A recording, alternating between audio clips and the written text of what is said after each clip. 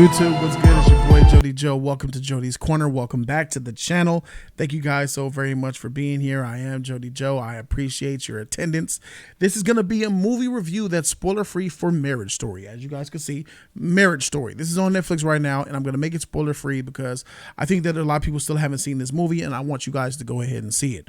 So this is a story starring Scarlett Johansson and Adam Driver about two people who work together to share their lives together, to get married and have a child, and then go through the woes that is marriage. This is a film that will take you on a journey of two people who started off and who at the beginning really had pure love for one another, but I believe have their own flaws. Have their own flaws and got married, and I believe shows the issues that come with just marriage. And I particularly didn't love this movie because, first of all, there's a couple of great scenes in this film. This film is greatly acted upon. Adam Driver delivers a really good performance. The dialogue is fire from beginning to end, especially with the high cliff moments where it gives you like arguments and fast paced dialogue, which is precise and profound and powerful. And Scarlett Johansson, she does her thing. This film put Scarlett Johansson on that top tier quality actress level for the world to see. Because I always knew that she was a good actress because she got her start doing dramas like this. I've seen movies where she was really young, delivering some really powerful performances. I believe a lot of the action stuff like Ghost in the Shell and what was the movie where she had time travel and stuff? Was it not? Oh my God, I forgot the name of that movie. Lucy and Black Widow from the Avengers. I think she got a bad rap, not a bad rap, but a different shed of light on her as an action star. And they kind of lost her thought of her talent and understanding and putting respect on her name. But this film will remind you, because it reminded me just who Scarlett Johansson and what she is about. She's an artist and she's a great actress. There's one scene in particular where she's having a conversation with her husband in the living room. She's putting up this front. She has this poker face on that a lot of you women master, by the way. And she is the freaking Darth Sidious of mastering this shit. Because when I saw it, I was like, wow. I was blown away at the fact that she could just burst into tears at a moment's notice like that. And it wasn't edited. It wasn't an edit like, let me put some stuff in your eyes to make you leak. It was just boom. I was like, wow, she really could just go from one scene to do one emotion to another in the blink of an eye. And I thought that was gorgeous. Like, I've never seen that in a film before, and Scarlett busted it out. So that's that. So my overall, let me tell you, man, this is greatly acted upon. The story. I don't, and I'm going to be real here. I do not relate to white marriage. And I say white marriage because white people view marriage differently than black people. I believe, based off how I was raised in our culture, in the black culture, Adam Driver and Scarlett Johansson's character never would have got married. They would have been together for 20 or 30 years, raised a family as if they were married, but they never would have got that piece of paper. And there's a lot of that with black families. A lot of them, man, I've been with her since high school. We've been together 35 years. We got 3 kids, 2 of them in college. Why you never get married? Man, I don't need no paper. I feel like the love and the ways that they were in this film would have been with black culture. They never would. I ain't marrying this chick, because they have their reasons. Marriage is more cherished amongst white culture than it is black culture. Women, I know and I'm not saying no black people want to get married, because there's a lot of black people that yearn to get married. The white picket fence, they dream the same thing. But I feel like there's more pressure, and I believe it comes down to statistics. Usually, for the black family, there's only the mother in the house. The dad is gone. Usually it's a one-parent household, so we're raised differently. And for the most part, we're raised in homes where we don't see marriage. where marriage isn't really a factor in our adolescence, so we don't yearn for it. With more white homes, especially more privileged homes, you have the mother and you have the father, and they grow up seeing mom and dad, and they learn you better get married. They're taught it at a young age. So when they get older, they want to get married. That's their number one goal. So I just want myself looking at their problems, and it makes me feel like I was watching this film and I'm seeing some of the issues that they're having. And I'm being honest, some of these issues that they're having are stupid. Are like, are you seriously letting something so small get in the way of your marriage? Are you letting something so small affect you this much? They looked weak. When I'm looking at Adam Driver's issues with his wife, and I'm looking at his wife's issues with her husband, Adam Driver, but prior to something that was revealed about something else, I'm looking at them both, and I'm looking at them as weak-minded, weak people. Like, you're letting, this is, man, I got friends and family. I've been through 10 times worse than that shit. And my parents have, and other parents, and other married people, and other non-married people. You're having these huge problems over something, and they puff it up, they flare it up.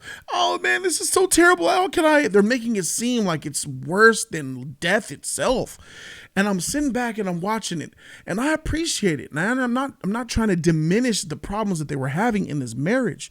I'm just trying to shed light on the problems that they tried to overhype to be groundbreakingly, marriage-breakingly type of heavy like that. They just didn't hit the mark. Like, I don't know if this is not a true story. I mean, it's like, yo, you could have added some more elements of drama in there, more heavy elements to make to drive home what you were pitching. And for the end of the movie, the way the end of the movie happened and how it all ended was like, this movie has one main goal. And I don't believe its main goal was to take us on a journey of the sanctity of marriage. I believe, personally, what I took from this film is that the person that wrote this movie developed someone along the production line of this film who is behind this. I would say either the writer, or I would say the novelist, if this is from a novel, or from the director or a producer. One of them down that line do not believe in the sanctity of marriage. They hate marriage. They hate the idea of marriage. That's what I took from this film. I took from this film that, they're taking a big squat on marriage, on the sanctity of what marriage is. This film pisses and poops on it. It makes it seem like it's the devil. It's the most evilest thing you could do because it's the marriage and it's the things that come with it: divorce, breakups, timeouts, splits that tear people apart from the inside out. And it also, and what's funny to me is that the way they had in the very beginning of this movie, the answer to their problem was right there. And I'm going to rest it on Scarlett Johansson's shoulders. All she had to do was read a letter. That's a little spoiler, but it's not really a spoiler. This movie doesn't exist. I'm serious. The way they built it, the movie doesn't exist if she read a letter. If she participated in helping mend the marriage, none of this would have happened. And that pissed me off. It pissed me off, and I understand because they both have dirt on their hands and they're both equally guilty in my opinion, but I don't believe both were trying to do everything that was necessary to making their marriage work. And the things that they were doing, there was a scene where they blew up on each other and they had this argument, and it was great. It was in his apartment, and they finally, that's what I mean. That's what I mean about the difference between black and white. They have an argument in this movie, and for the first time in their history, they've been married years. They've known each other years. For the first time since knowing each other, they shouldn't have got married so fast anyway. But in the first time them knowing each other, they were being honest with each other in this one scene. In the 5 to 10 years they've been married, they've been together, they were honest with each other one time where they had that argument. Do you know how often you get reminded in a black relationship of the real? You woman, what? You do this, you do that. Man, boy, you do this. All right, baby, I love you. All right, let's go. You be effing up, but I love you though. I love you too. You know what I'm saying? In the black culture, we always be coming and expressing our feelings and telling what you hurt me because you did this, mother effer. And then you, bitch, you hurt me because you did this. You calling me a B now? There's never really that much of an issue with communication in the black culture, in the circle of marriage or relationships. They were being fake with each other the whole entire time. And I think that comes from the culture. I don't know that it comes from the culture, but a lot of white people that I know, a lot of white type of, it's not a bad thing. It's just different. They protect their feelings. They protect themselves. They keep things bottled in a lot. A lot of people are guilty. Black people are guilty of this too, but it's just shed so much light with the white version of how they portray marriage throughout film history. And there's a movie that